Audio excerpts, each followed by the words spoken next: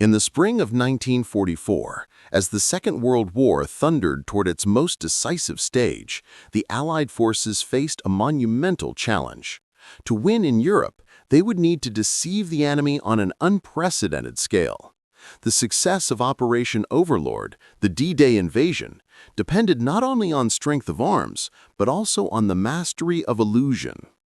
The Germans had to be convinced that the invasion would strike anywhere but Normandy. It was in this climate of secrecy, innovation, and desperation that one of the most extraordinary military units of the war was born, the Ghost Army.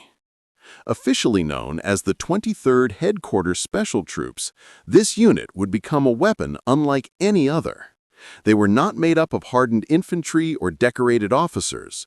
Instead, they were artists, sound engineers, architects, and designers, creative minds armed with paints, fabrics, and sound effects. Their battlefield was deception, and their weapons were imagination and ingenuity. The idea originated in 1943, deep within the offices of the U.S. Army's Engineer Corps and the Signal Corps. Allied intelligence had been studying German tactics since the invasion of Poland and France, where deception, or maskirovka, as the Soviets called it, had played a major role. American strategists realized they could turn those same principles against the Axis. What if a small unit could imitate an entire army division using fake tanks, false radio traffic, and stagecraft? If the enemy could be convinced that a large force was moving or preparing to attack, entire German divisions might be drawn away from the real front lines. The U.S. military approved the concept and began recruiting the most unlikely group of soldiers ever assembled. From art schools, advertising agencies, and technical institutes, men were handpicked for their creativity and skill.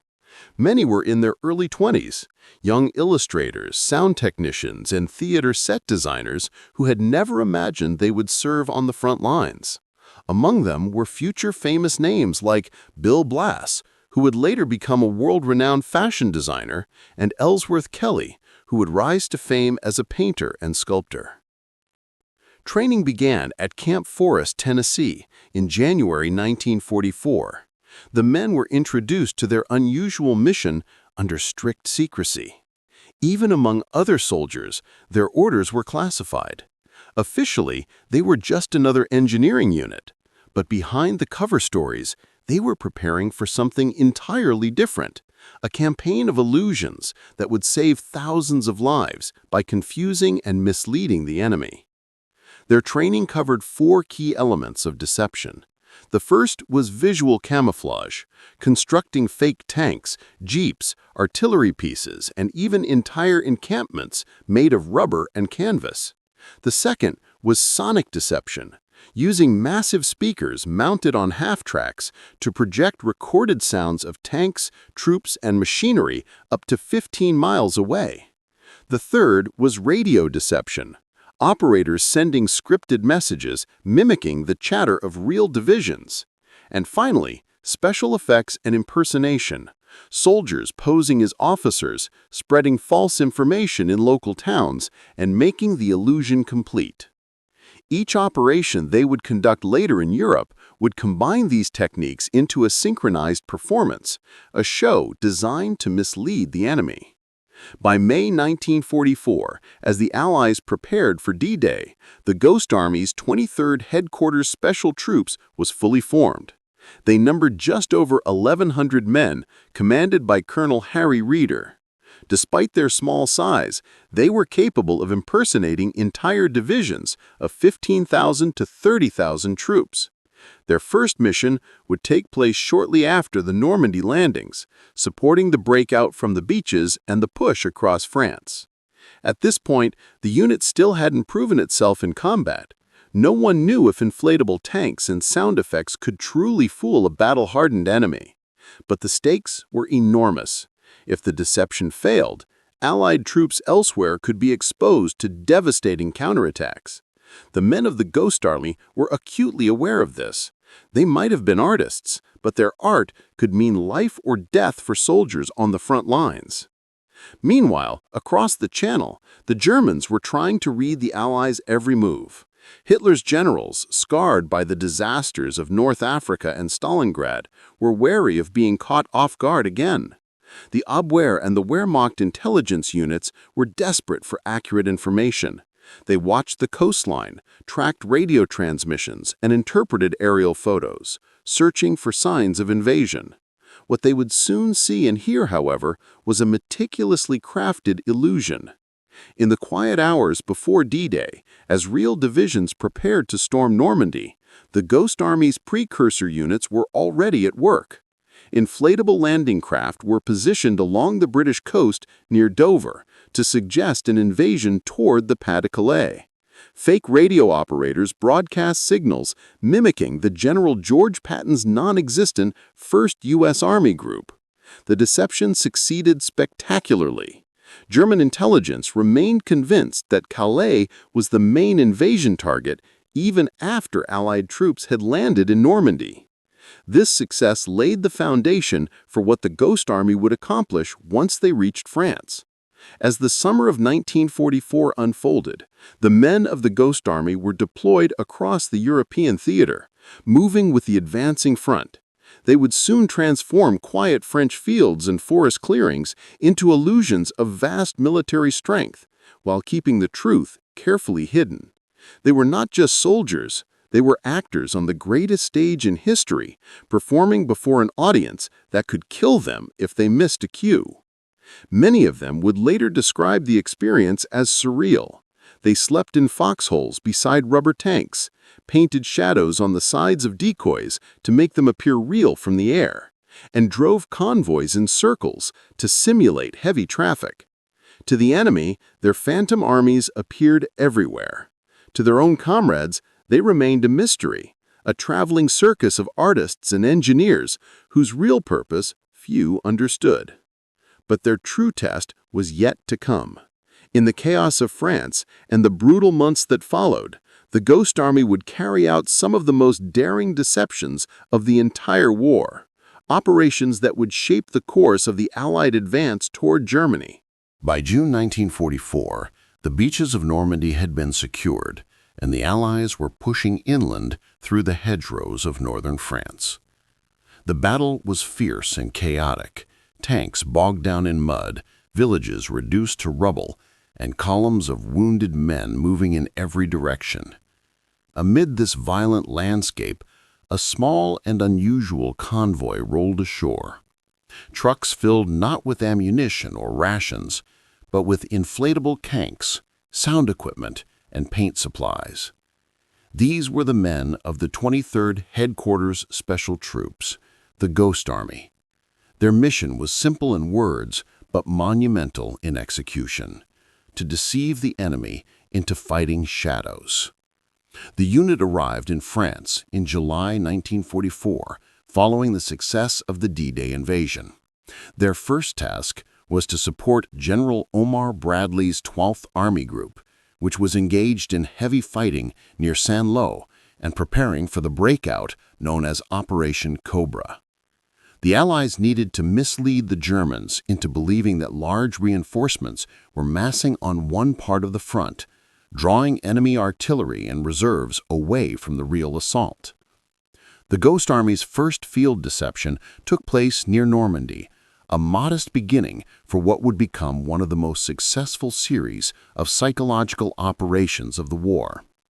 Using inflatable M4 Sherman tanks, dummy artillery, and phony encampments, they created the illusion of a full armored division preparing for combat. To complete the effect, the sound team, known as the 3132nd Signal Service Company Special, deployed massive speakers capable of blasting pre-recorded sounds of tanks clanking, engines idling, and men shouting commands. These soundtracks had been carefully crafted at Fort Knox back in the United States, using real recordings from tank maneuvers.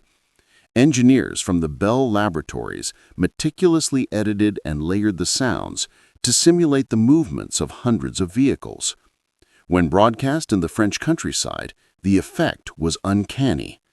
German reconnaissance patrols reported heavy armored activity in the area, yet when they attacked, they found nothing but deflated rubber and empty fields. The operation was a success, though the men of the Ghost Army quickly realized that deception was a dangerous business. If the enemy ever discovered who they really were and how small their unit actually was, they would be slaughtered. The Geneva Conventions offered little protection for those pretending to be something they weren't. Captured deception soldiers could easily be treated as spies and executed. Despite the risks, the Ghost Army continued to refine its craft. Their next major test came during Operation Brest in August 1944. The Allies were attempting to capture the heavily fortified port city of Brest in Brittany, which was defended by German paratroopers and naval forces. To assist the offensive, the Ghost Army staged a mock assembly of divisions to the east, giving the illusion of a massive encirclement. Hundreds of rubber vehicles were inflated overnight, their silhouettes convincing from the air. Radio operators in the signal company began transmitting fake traffic to simulate command chatter between non-existent regiments. Meanwhile, soldiers from the 603rd Camouflage Engineers wore freshly painted insignias of various divisions, driving jeeps conspicuously through local villages to spread rumors among civilians and spies. These impersonators played their roles with precision. They'd walk into cafes, casually drop hints about troop movements, and then disappear. The Germans, who relied heavily on informants and aerial surveillance, took the bait. Enemy reinforcements were diverted to counter the fake buildup, weakening their positions elsewhere. Though Brest itself remained a tough battle, the deception contributed to reducing German resistance in surrounding areas. For the men involved, life on the road was unlike any other military experience. They slept in tents beside rubber tanks and worked tirelessly to set up and dismantle operations within hours.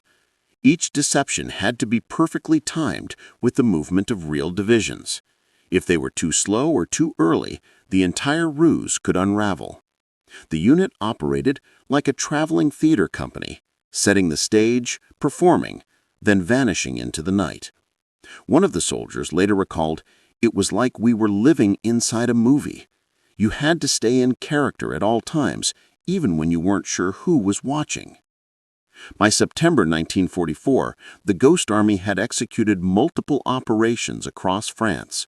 They worked alongside units from Patton's Third Army and Bradley's First Army, creating illusions of power wherever they were needed most. Their operations saved countless lives by drawing German fire away from genuine troop concentrations. But their success also drew them closer to the front lines and into greater danger. In one instance near Metz, the unit set up an elaborate deception to simulate the presence of the 6th Armored Division.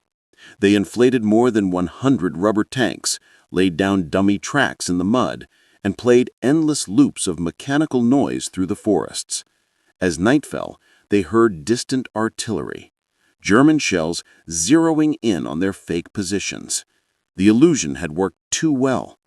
The men dove for cover as rounds exploded around them, shredding their decoys. Despite the chaos, the mission was deemed a success. German forces shifted their defenses, buying valuable time for the real divisions maneuvering nearby. For the Ghost Army, this was both thrilling and terrifying, proof that their art was being taken seriously by an enemy who could easily annihilate them if they slipped up. Behind the scenes, officers like Colonel Harry Reeder and Major Ralph Ingersoll, a former journalist and writer, coordinated the unit's tactics with higher command. They often had to improvise on the fly, adjusting their plans to local terrain, weather, and intelligence. Every deception operation was a unique puzzle, part science, part theater, and part survival. By the time the Allies liberated Paris in August 1944, the Ghost Army had firmly established its reputation as one of the war's most innovative and mysterious units. Yet their work was far from over. As the Allied advance slowed along the Siegfried Line and into the dense forests of Belgium and Luxembourg, the deception operations would grow even riskier. In the months to come, the Ghost Army would face their most dangerous mission yet, a deception that would unfold in the shadow of one of the war's most brutal battles, the Battle of the Bulge. By the winter of 1944, Europe was weary of war. The Allies had liberated Paris, but the road to victory remained long and bloody. The German army, though battered, was far from defeated. In the forests of the Ardennes, Hitler was preparing one last desperate counterattack, an offensive that would become known as the Battle of the Bulge. In those tense months leading up to the surprise German assault, the Ghost Army was busier than ever. The 23rd Headquarters Special Troops had been conducting deception missions across northern France, Luxembourg, and Belgium, often within earshot of enemy artillery. Their reputation among Allied commanders had grown. They were the invisible shield, capable of conjuring armies out of thin air. But now, as the front shifted eastward, their illusions would be tested against a determined enemy making its final stand. In October 1944, the Ghost Army launched one of its most complex deceptions yet, Operation Bettemberg. The mission was to cover the movement of the 4th Armored Division as it quietly redeployed. To prevent German reconnaissance from noticing the withdrawal, the Ghost Army pretended to be the 4th Armored, still in position. Within a day, they constructed a convincing illusion: rows of rubber Shermans, fake artillery, and dummy half-tracks arranged in realistic formation. The sound company blasted recordings of engines and trucks. Radio operators sent encrypted traffic, mimicking the style and habits of 4th Armored's real communications officers. Meanwhile, soldiers patrolled local roads, wearing 4th Armored patches, maintaining the illusion for any German spies or villagers reporting back. The deception worked flawlessly. German forces monitored the fake division and never realized the real troops had left. For the Allies, this bought valuable time to regroup and prepare for the coming storm. That storm came in December 1944, when German panzers roared through the Ardennes, catching the Allies completely off guard. The Battle of the Bulge was one of the coldest and bloodiest campaigns of the war. Entire American units were overrun. Communication lines collapsed. Snow and fog turned the battlefield into chaos. In those critical days, the Ghost Army was thrust into one of its most dangerous missions, Operation Viersen, and its supporting deceptions designed to mislead the Germans about Allied positions. Their task was to hold ground that in reality was nearly undefended. They set up decoy positions near the front, inflating tanks in freezing temperatures and stringing dummy barbed wire under falling snow. Trucks were driven in endless loops along narrow roads to simulate troop convoys. Loudspeakers played the clatter of armor and shouted orders in the dead of night. From the air, it looked and sounded like thousands of men preparing for an assault. But the truth was far more fragile. Behind the illusion stood barely 1,000 men, exposed and vulnerable. If the Germans attacked, they would be crushed within minutes. For days, the Ghost Army maintained the ruse. Their deception convinced German intelligence that a strong American presence held the sector, preventing enemy forces from advancing toward more critical positions. The false movements they created also contributed to confusing German high command about the Allies' real counterattack plans. The men worked in freezing mud, constantly aware that a single artillery barrage could end them. "We were right there in range," one soldier recalled years later. "If they'd found out we were fake, we wouldn't have stood a chance." The psychological toll was immense. These were men trained in art and sound, not combat. They carried pistols, but rarely fired them. Their battlefield was one of nerves and imagination, and yet they lived with the same fear as frontline troops. When the weather cleared, Allied aircraft returned to the skies and the tide of the battle turned. The Ghost Army's deception had played its part in buying time for reinforcements and confusing enemy movements. As the German offensive collapsed in January 1945, the 23rd Headquarters was once again on the move, this time toward the heart of Germany. Their operations became larger and bolder. One of their final and most significant missions came in March 1945 as the Allies prepared to cross the Rhine River, Germany's last great natural barrier. The real crossing would take place near Remagen, where American forces had captured a crucial bridge. But the Allies wanted the Germans to believe the main assault was coming further north. The Ghost Army's mission, Operation Viersen, a deception to draw German attention away from the real crossing points. They set up their illusion along a 30-kilometer front near the town of Viersen, simulating two full divisions, the 30th and 79th Infantry Divisions. In total, fewer than 1,100 men created the illusion of more than 30,000. The sonic deception team worked day and night, blasting the sounds of bridge construction, traffic, and even the clanging of metal pontoons. Inflatable tanks and artillery were positioned along the banks, while smoke generators concealed the movements of the real divisions assembling elsewhere. Radio operators transmitted detailed false reports, maintaining constant chatter with imaginary headquarters. Everything had to be synchronized, visual, audio, and radio, to withstand enemy surveillance. To anyone observing from across the Rhine, the buildup appeared genuine. And it worked. German forces shifted their reserves north, preparing to repel the Phantom Crossing. It was one of the Ghost Army's greatest triumphs, a deception operation that saved thousands of lives and hastened the end of the war in Europe. When the truth of the operation was later analyzed by intelligence officers, they were astonished.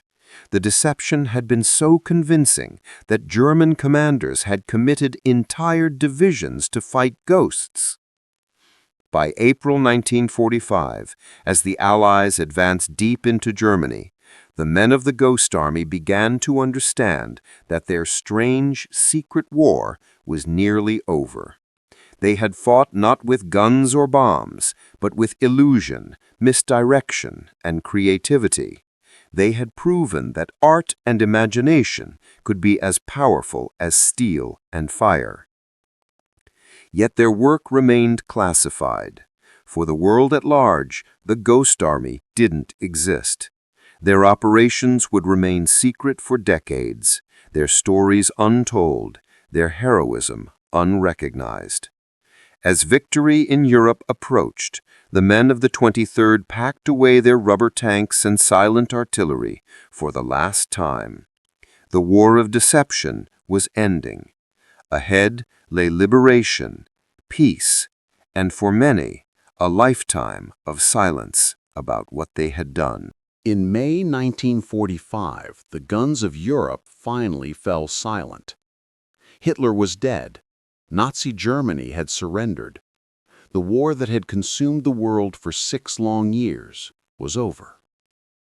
For the men of the 23rd Headquarters Special Troops, the news brought a strange mixture of relief and reflection. They had survived a war fought with bullets and bombs, yet theirs had been a war of sound and shadow. They packed away their inflatable tanks, folded their camouflage nets, and dismantled their sound equipment. Their mission was complete. But even in victory, their story could not be told. The Ghost Army's work was classified top secret by the U.S. Army. Every report, photograph, and operation log was sealed away. The reasoning was simple. Deception had proven too effective to be retired. military strategists believed similar techniques might be needed again, in Korea or even in future conflicts with the Soviet Union.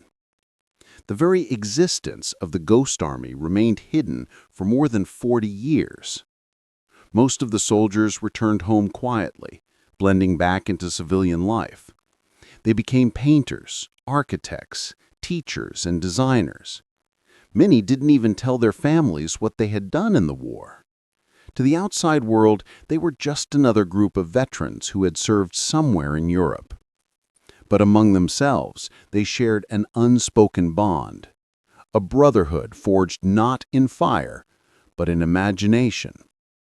They had risked their lives not to destroy, but to deceive the killers. One of the Ghost Army veterans later said, "We didn't kill people, we saved them." During the war, their deceptions had drawn enemy fire away from real divisions, saving countless soldiers' lives. At times, a handful of artists had done the work of an entire corps, protecting tens of thousands of men by pretending to be them. Their success was measured not in medals or victories, but in lives that continued because of illusions that worked. As the Cold War began, some of the Ghost Army's techniques were studied and adapted for future psychological operations. Inflatable tanks, sonic deception, and camouflage remained part of military planning for decades. But the men themselves faded from the official record. They grew older, raised families, and built careers. The memory of their traveling circus of deception lived only in old photos, sketches, and the occasional reunion. It wasn't until the 1980s that the truth began to surface. Historians digging through declassified military records stumbled upon references to tactical deception units and special troops operations in the European theater. Gradually, the pieces came together. Interviews with surviving veterans revealed the astonishing details: the rubber tanks, the loudspeakers, the fake radio traffic. Documentaries and books followed, shining light on one of World War II's most creative secrets. The men who had once been forbidden to speak could finally share their stories. Many were in their 60s or 70s by then, older, reflective, and sometimes emotional about the role they had played in the war. Among them was Arthur Shilstone, a young artist during the war who would later become a celebrated illustrator. He recalled standing in a muddy field in France, watching a rubber tank deflate after being hit by a German shell. He said, "That's when I realized we were fighting a very different kind of battle." The unit's story fascinated not only historians, but also artists, designers, and filmmakers. The Ghost Army proved that creativity had a place even in the darkest moments of human conflict. Their tools, paintbrushes, wires, air pumps, and recordings had been as vital to victory as guns and tanks. For decades, they received no official recognition. Many of them died before the U.S. government acknowledged what they had done. But those who lived long enough finally saw their story brought into the light. In 2013, filmmaker Rick Bayer released the documentary The Ghost Army, introducing the public to this extraordinary secret unit. The film's success sparked renewed interest in their legacy, leading to efforts to formally honor the soldiers who had served. Finally, after years of advocacy, the U.S. Congress passed legislation in 2022 awarding the Congressional Gold Medal to the Ghost Army. It was one of the highest civilian honors in the United States, a long overdue tribute to men whose courage and creativity had once been hidden behind military secrecy. The medal recognized not just the soldiers of the 23rd Headquarters Special Troops, but also the smaller 3133 Signal Service Company, another deception unit that operated in Italy. Together, they had executed more than 20 deception missions across Europe, each one a blend of theater, engineering, and psychological warfare. For the surviving veterans, many now in their late 90s, the recognition was deeply emotional.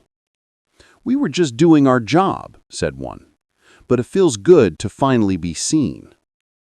Today, the story of the Ghost Army stands as a testament to the power of imagination in the face of destruction.